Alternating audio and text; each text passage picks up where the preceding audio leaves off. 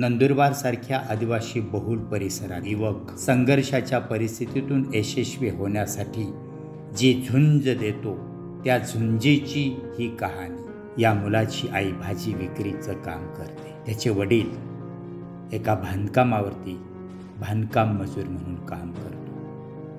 आईची आणि वडिलांची ही मेहनत हा तरुण पाहतो। फावल्या वेळात आई वडिलांना मदत करतो। वडिलांचा कधी डबा घेऊन येतो।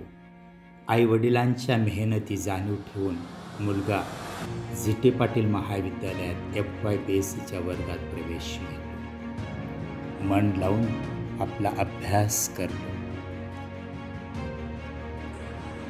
How many carbon atoms are present in the glucose molecule? Is there anyone? Yes, you. 6. Very good. What's your name, dear? कधी कॉलेजच्या कॅन्टीनमध्ये काम करून हा विद्यार्थी आपली उपजीविका भागवतो। क्या रे इसकी फिर किलो में लेके दे बस चल गए। चाय ले। और क्या बनना चाहता है? अधिकारी बनना चाहता है।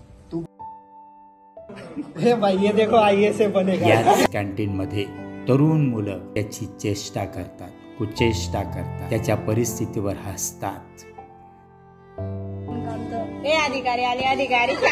मित्रांच्या विनोदामध्ये सहभागी होतो। महाविद्यालयाचा वेळ, कॅन्टीनच्या कामाचा वेळ सोडून हा विद्यार्थी ग्रंथालयाचा पुरेपूर वापर करतो। स्पर्धा परीक्षेची एक पुस्तकं चाळून काढतो। मनाने खंबीर असला तरी स्पर्धा परीक्षांमध्ये येणारे तरुणांचं अपयश पाहून तोही प्रसंगी नाराज आणि उदास होतो।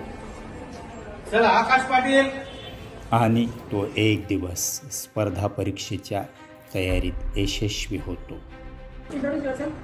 My name is Akash Patil. I am from Nandurbar district and Maharashtra. नंदुरबारमध्ये काय फेमस आहे? सर आमच्या जिल्ह्यात पहिले म्हणजे पूर्वज काळापासूनच मिरचीचं उत्पादन हे जास्त होत आहे आणि मिरचीची ही डिमांड पूर्ण आमच्या महाराष्ट्रामध्ये नंदुरबार जिल्ह्याकडूनच मागणी असते। आणि मुलाखतीसाठी सज्ज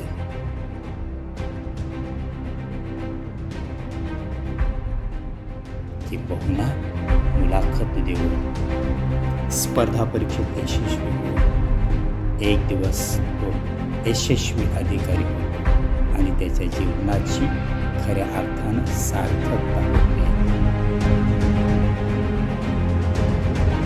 परिस्थितीवर केलेली त्याची झुंज खऱ्या अर्थाने सगळ्यांनाच प्रेरक करते।